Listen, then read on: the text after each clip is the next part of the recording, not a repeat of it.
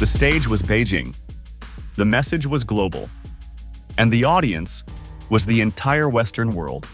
As Vladimir Putin stood beside Xi Jinping inside the Great Hall of the People, this was no ordinary diplomatic meeting.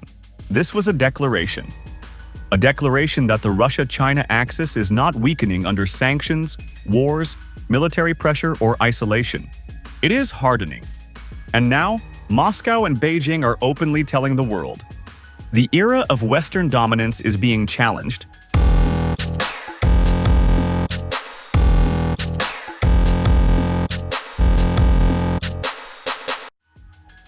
The symbolism was impossible to miss. Just days after hosting Donald Trump with military bands, red carpets, and carefully choreographed diplomacy, Xi Jinping rolled out another grand welcome, this time for Vladimir Putin, a leader sanctioned by the West, a president accused of war crimes, a man many in Washington hoped to isolate internationally. Instead, Putin arrived in Beijing like a leader returning to friendly territory. Guard of honor, state banquet, private tea with Xi Jinping, and finally, a sweeping joint declaration that directly challenged the global order led by the United States and its allies. Because this document was not simply diplomatic language. It was geopolitical messaging. Line by line, Moscow and Beijing pushed back against what they describe as Western hegemony. The statement warned against a return to the law of the jungle in international politics. It rejected the idea of first-class nations. And it accused powerful countries of interfering in sovereign states under the banner of democracy and human rights. In simple terms, Russia and China are positioning themselves as the leaders of an alternative world order, one built to resist American dominance. And then came the sharper warnings. Xi and Putin openly criticized NATO's growing role in the Asia-Pacific region. They called Japan's military expansion a threat to peace. They condemned unilateral sanctions. And most dramatically, they declared that American and Israeli strikes on Iran were illegal and destabilizing. That matters, because this was not just Russia speaking. This was China publicly aligning itself much more closely with Moscow on some of the most explosive geopolitical crises on Earth. Ukraine, Iran, Asia-Pacific security, global trade, sanctions, issue after issue. The two powers projected a united front. And behind the scenes, the strategic cooperation is only expanding.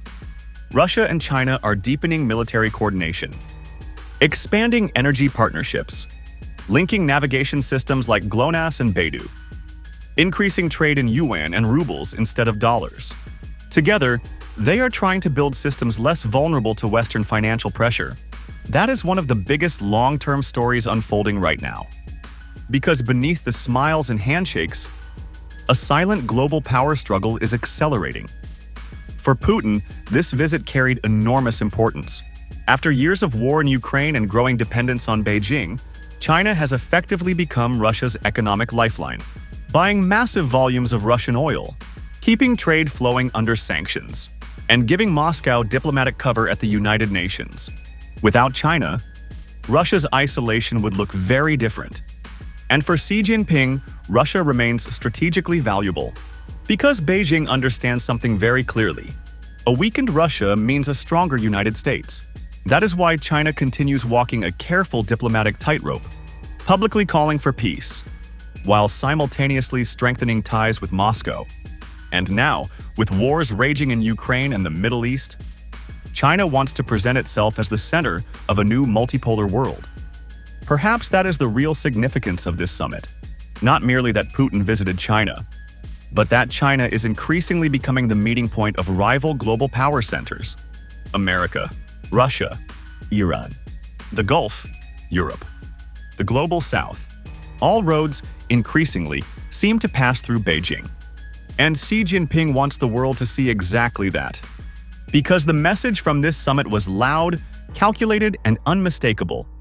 The West may still dominate the current world order, but Russia and China are preparing for the next one. If you like this video, then like, share, and subscribe to Mirror Now.